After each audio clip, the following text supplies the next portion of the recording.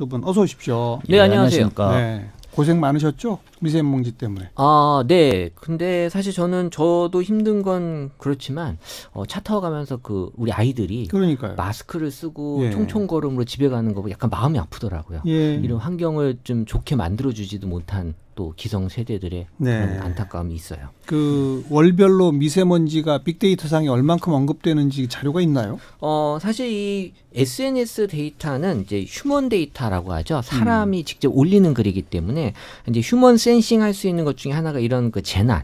그래서 이 미세먼지 같은 경우는 이제 사람들이 바로바로 즉각적으로 반응을 하다 보니까 네. 언제 올라오는지를 보고 이게 얼마나 농도가 많은지까지도 예측이 되는데 그렇죠. 사실 뭐 시기로 보면 당연히 이제 봄 시기 3월을 기준으로 2016년부터 이제 급격하게 높아지다가 5월 기준으로 다시 떨어지는 이제 현상들을 보이는데 매년 3, 4, 5월이 제일 많아요. 그렇죠. 네. 근데 이제 2016년에 한 5만여 건이었다가 2019년은 10만여 건으로 언급량이 2배가량 증가가 네. 됐습니다. 네. 이걸 좀 추론해 보면 실제 미세먼지 농도도 2배 이상 늘지 않았을까라는 추론이 이제 가능한데요. 실제 이 기상청의 자료에는 그렇게 농도가 높아지진 않았더라고요. 그러니까 아마 측정 기준이 아마 다를 수 있다라는 거고요. 예. 근데 또 달라진 건 2017년에는 12월에도 미세먼지 언급량이 높았고요. 그리고 2018년에는 11월에도 미세먼지 언급량이 높아서 이제 뭐 예전에 봄은 황사다, 뭐 봄은 미세먼지다 이런 공식은 지금 깨지고 있는 것 같아요. 이제는 11월, 12월에도 미세먼지가 계속 우리를 엄습하니까. 그렇죠. 여론조사 결과상 미세먼지에 대한 국민들의 심각한 어느 정도 심각하다고 보는지. 예, 한국 리서치가 2018년 3월 그리고 올해 또 3월 19세 이상 성인 1,000명을 대상으로 조사를 했는데요. 예. 그러니까 미세먼지가 심각하다는 응답이 2년 연속 92%입니다. 92. 예, 여론조사에서 90% 이상이면 거의 전수라고 이야기들 그렇죠. 하거든요. 네. 모든 사람이 그렇게 생각한다는 것이죠. 그다음에 특히나 매우 심각하다는 응답이 올해 작년보다 한 2%포인트 높아졌어요. 예. 그리고 지역별로 보니까 서울과 인천, 경기 수도권이죠. 이렇게 또 인구 밀집도가 더 높은 지역이고, 그리고 또 대전, 세종, 충청같이 또 수도권 인근 지역이 심각하다는 응답이 95% 이상 아주 높게 나왔습니다. 상대적으로 농촌 지역은 조금 낮아요, 그래도? 그렇죠. 인식상으로는 좀 그렇게 지금 그렇군요. 돼 있습니다. 네. 게다가 이걸 한꺼풀 더 가서 앞으로 그럼 어떨 것 같냐, 더 심각해질 것 같다 이렇게 이제 전망하는 응답이 55%예요. 그리고 또 젊은 층일수록 높습니다. 즉 미세먼지에 대해서 앞으로 더 오래 살 사람들이 고민을 더 많이 하고 있다는 거죠. 네. 예. 훨씬 나빠질 거다는 응답이 또 35% 심각한 수치라고 볼 수 있습니다. 거의 모든 국민이 심각하다. 게다가 앞으로 더 나빠질 거다. 참. 이번에 한국 리서치 조사가요. 이 시사자키를 위해서 김 본부장이 직접 한 걸로 맞나요? 예, 그렇습니다. 왜 진작에 그렇게 안 했고 이번에 한지 저도 참 궁금해요. 아니, 작년 3월에도 했었다니까. 근데 올해 3월에 또 그러니까요. 이번에 한 거. 금년에 아무튼 더 있습니다. 심각하다가 높아져 가고 있다 이거 아닙니까? 그렇죠. 예. 예. 그리고 빅데이터 상에서는 미세먼지의 연관 검색어로 뭐가 있어요? 사실 여기에 긍정 키워드는 찾아볼 수가 없었고요. 당연한 얘기이긴 예. 하지만 어쨌든 반응으로 좀 봤을 때 표현을 봤는데 역시 심하다. 그러니까 아무리 봐도 이건 너무 심하다라는 얘기들이 너무 많았습니다. 압도적으로 높았고요. 예. 그리고 이제 2위에 미세먼지 나쁘다. 그리고 조심해야 된다. 특히 이제 목이 너무 아프다. 최악이다. 또 이제 목을 넘어서 머리까지 아프고 잿빛이라는 이제 표현까지도 나오기 시작을 했습니다. 그만큼 지금 햇볕을 보기 어려운 하늘. 오늘은 그래도 약간 파란색 하늘이 보였는데 오전에는 안 좋다가 오후에 조금 보였죠. 그래서 우리가 지금 한동안 지금 파란색을 보지 못했거든요. 그래서 지금 SNS 상에서는 빅데이터 상으로는 미세먼지에 대한 아주 심각한 그런 표현들이 많이 올라오고 있다라고 나타나고 여기 있어요. 목 아프다, 또 머리 아프다 이런 것들이 많이 나왔는데 진짜 건강에 미치는 영향은 다 과학적으로 입증이 됐잖아요. 그렇죠. 세계 보건국에 따르면 2016년 한 해 동안에 대기오염에 따른 조기 사망자가 420만 명으로 이제 추정을 하고 있습니다.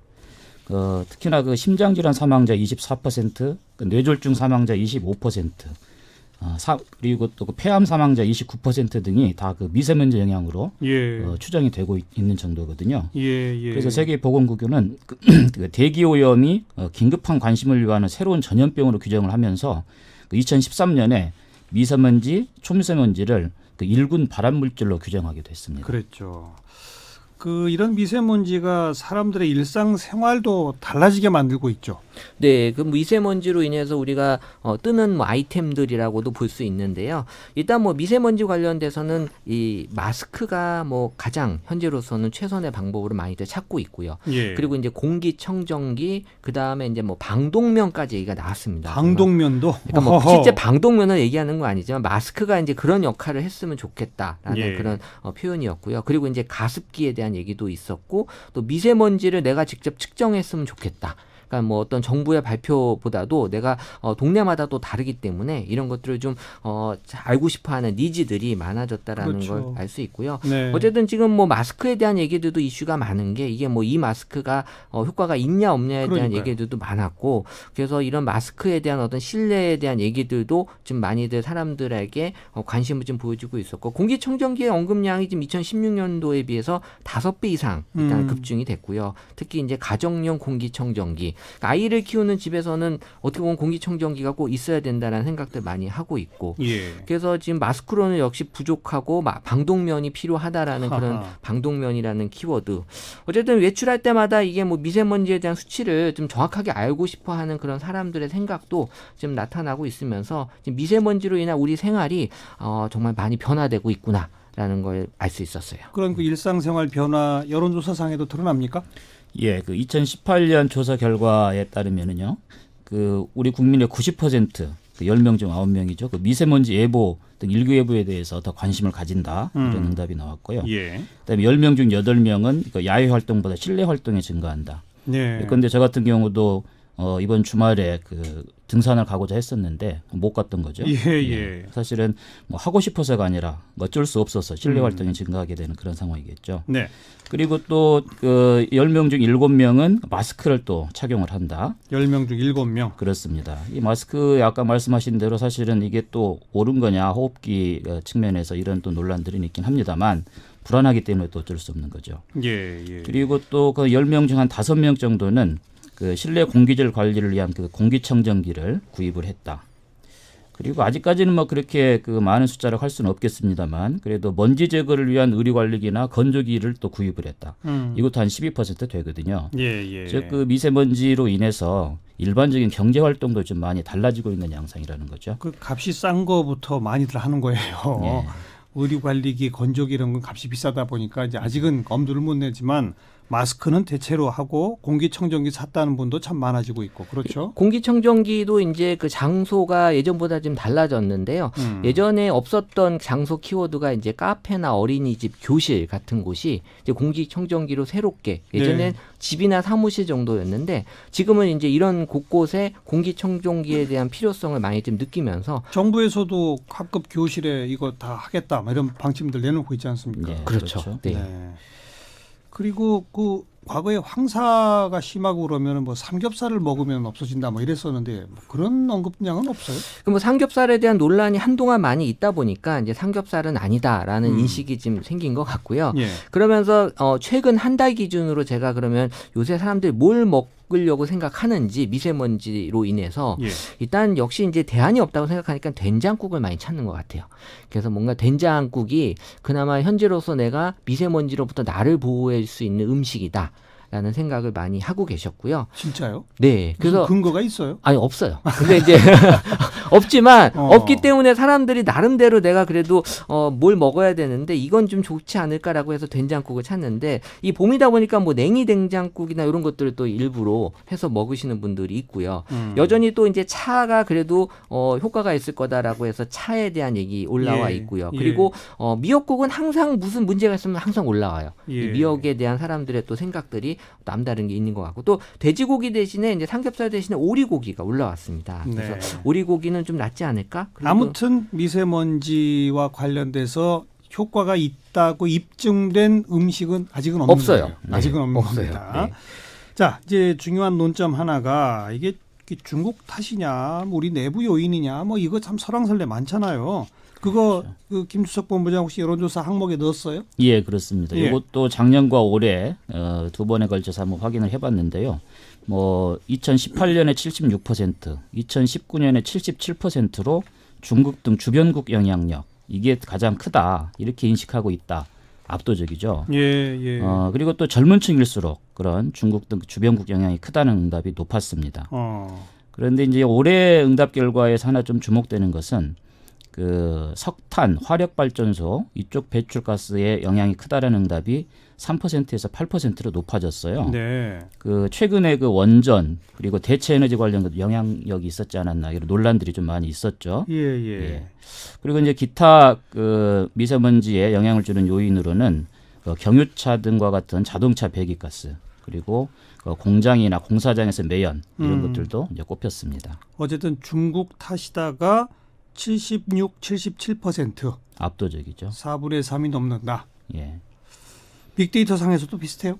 네, 뭐 아무래도 이 전문가들이 아니기 때문에 뭐 원인에 대한 정확한 분석을 할 수는 없지만 그래도 SNS 상에서 원인으로 많이들 거론이 되는 건 역시 이제 중국이라는 키워드가 많았고요. 네네. 그리고 이제 2위는 이제 차량에 대한 어떤 그 원인적인 효과, 원인적인 생각들 많이 하고 있었고, 네. 3위에 이제 화력 발전소, 이제 4위에 이제 일반 공장들 얘기가 있었는데, 어쨌든 뭐 차량 운행 제한이나 이런 것들 지금 하고 있음에도 효과가 별로 없다라는 측면에서는 다른 대안들을 좀 찾고 싶어 하는데 마땅히 지금 대안이 없다. 네. 그래서 뭐 인공 강우 정도의 그런 얘기들이 지금 나오고 있고요. 인공 강우는 근데 아직 뭐 실험 단계라서 효과를 기대하기 어렵다면서요. 네. 그리고 또 뭐 환경부가 중국과 같이 뭐 협력을 강화한다라고 하지만 그래서 뭘 할지는 아직도 나와 있지 않거든요. 네. 그래서 지금 뭐 국민들 입장에서는 대책이 없기 때문에 점점 더 불안해하는 모습들만 많이 지금 보여지고 있어요. 두 분도 중국 탓이라고 하는 인식이 강하십니까? 어떻습니까?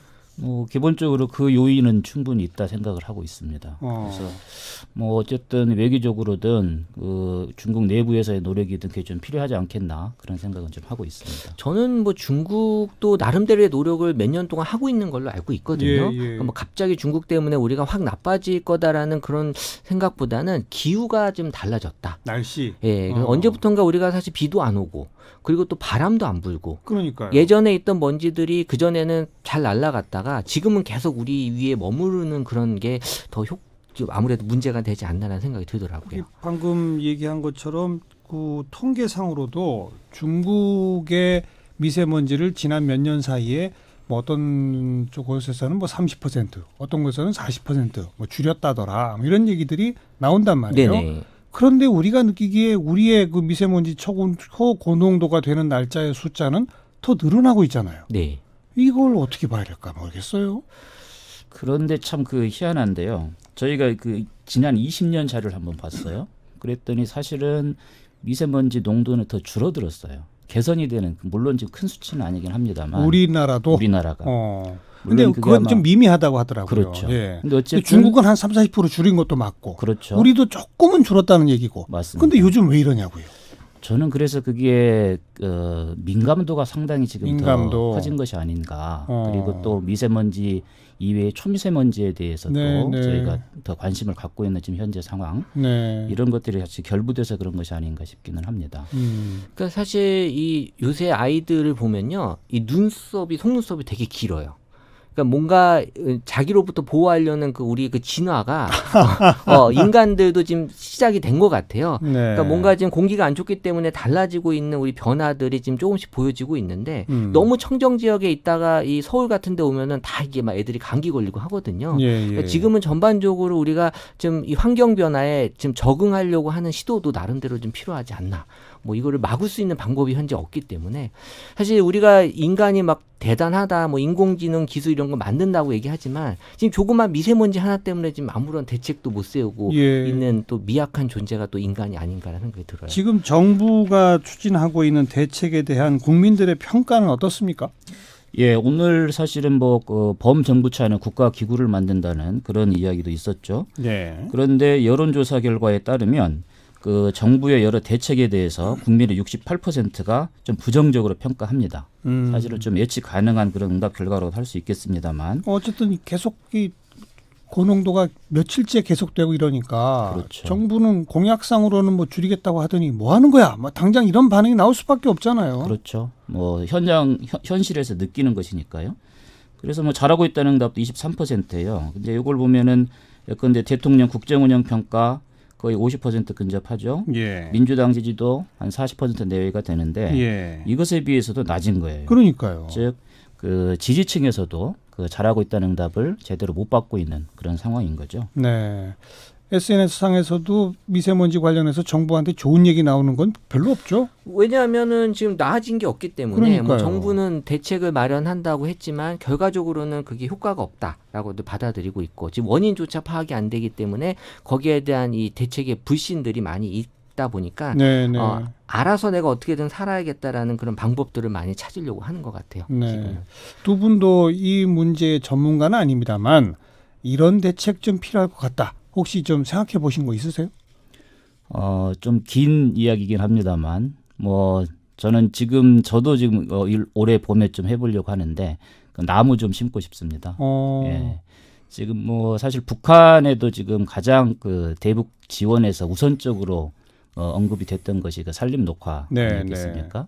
그리고 또 중국의 영향이라고 봤을 때도 중국의 그 나무 많이 심기가 하나의 대책으로서 언급이 됐었는데 이게 많은 시간이 필요하겠지만 또 근본적인 또 대책이 될 수도 있는 것이 아닌가 싶어서 생각을 해봅니다. 그건 진짜 꾸준히 해야 되겠네요. 그렇죠. 그럴 일이고. 그리고 저는 이제 기술적인 관점에서 봤을 때는 어쨌든 서해안 쪽으로 지금 이제 오고 있는 거잖아요.